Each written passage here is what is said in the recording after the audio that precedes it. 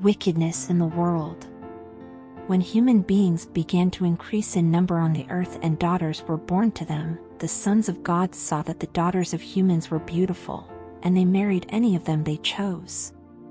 Then the Lord said, "My spirit will not contend with humans forever, for they are mortal, their days will be 120 years. The Nephilim were on the earth in those days, and also afterward, when the sons of God went to the daughters of humans and had children by them. They were the heroes of old, men of renown. The Lord saw how great the wickedness of the human race had become on the earth, and that every inclination of the thoughts of the human heart was only evil all the time. The Lord regretted that he had made human beings on the earth, and his heart was deeply troubled. So the Lord said, I will wipe from the face of the earth the human race I have created, and with them the animals, the birds and the creatures that move along the ground, for I regret that I have made them. But Noah found favor in the eyes of the Lord. Noah and the flood. This is the account of Noah and his family.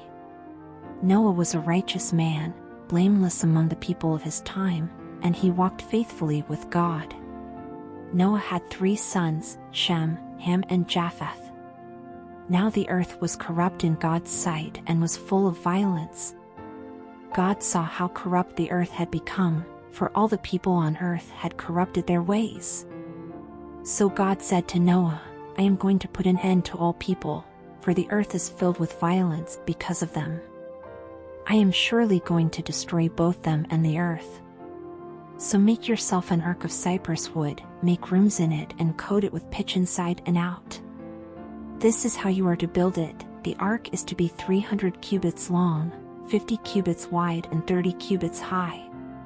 Make a roof for it, leaving below the roof an opening 1 cubit high all around. Put a door in the side of the ark and make lower, middle and upper decks. I am going to bring floodwaters on the earth to destroy all life under the heavens, every creature that has the breath of life in it. Everything on earth will perish. But I will establish my covenant with you, and you will enter the ark, you and your sons and your wife and your sons' wives with you. You are to bring into the ark 2 of all living creatures, male and female, to keep them alive with you. 2 of every kind of bird, of every kind of animal and of every kind of creature that moves along the ground will come to you to be kept alive. You are to take every kind of food that is to be eaten and store it away as food for you and for them. Noah did everything just as God commanded him. The Lord then said to Noah, Go into the ark, you and your whole family, because I have found you righteous in this generation.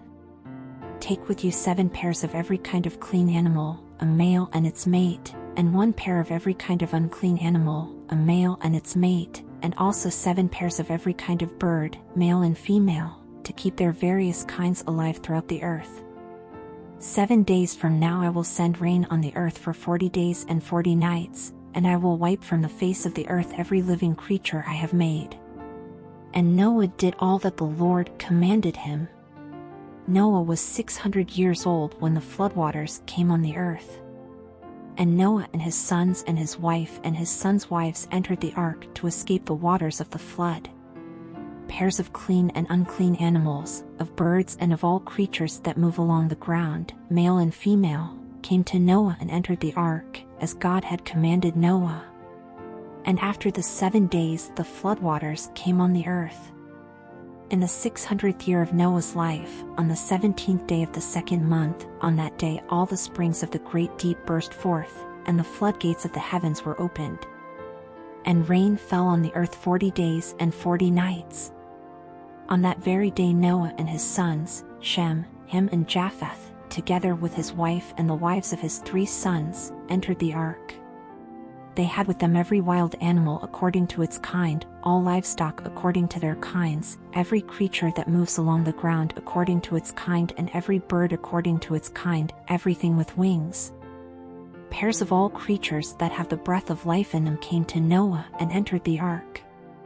The animals going in were male and female of every living thing, as God had commanded Noah. Then the Lord shut him in. For 40 days the flood kept coming on the earth, and as the waters increased they lifted the ark high above the earth. The waters rose and increased greatly on the earth, and the ark floated on the surface of the water. They rose greatly on the earth, and all the high mountains under the entire heavens were covered. The waters rose and covered the mountains to a depth of more than 15 cubits.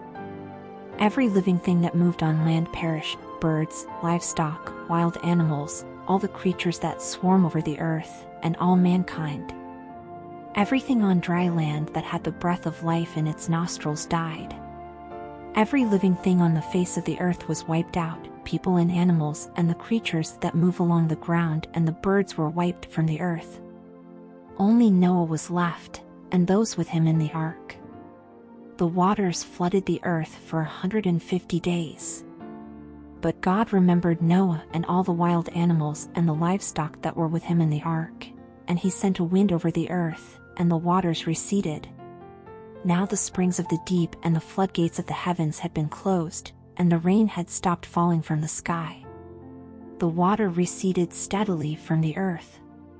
At the end of the 150 days the water had gone down, and on the 17th day of the 7th month the ark came to rest on the mountains of Ararat.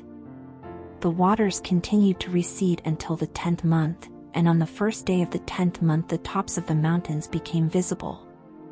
After 40 days Noah opened a window he had made in the ark and sent out a raven, and it kept flying back and forth until the water had dried up from the earth. Then he sent out a dove to see if the water had receded from the surface of the ground. But the dove could find nowhere to perch because there was water over all the surface of the earth, so it returned to Noah in the ark. He reached out his hand and took the dove and brought it back to himself in the ark. He waited 7 more days and again sent out the dove from the ark.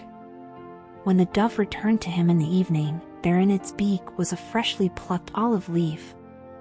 Then Noah knew that the water had receded from the earth. He waited 7 more days and sent the dove out again, but this time it did not return to him. By the first day of the first month of Noah's 601st year, the water had dried up from the earth. Noah then removed the covering from the ark and saw that the surface of the ground was dry. By the 27th day of the 2nd month the earth was completely dry. Then God said to Noah, "Come out of the ark, you and your wife and your sons and their wives. Bring out every kind of living creature that is with you, the birds, the animals, and all the creatures that move along the ground, so they can multiply on the earth and be fruitful and increase in number on it." So Noah came out, together with his sons and his wife and his sons' wives. All the animals and all the creatures that move along the ground and all the birds, everything that moves on land, came out of the ark, one kind after another. Then Noah built an altar to the Lord and, taking some of all the clean animals and clean birds, he sacrificed burnt offerings on it.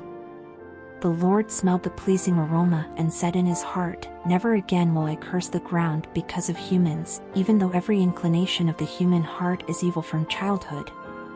And never again will I destroy all living creatures, as I have done.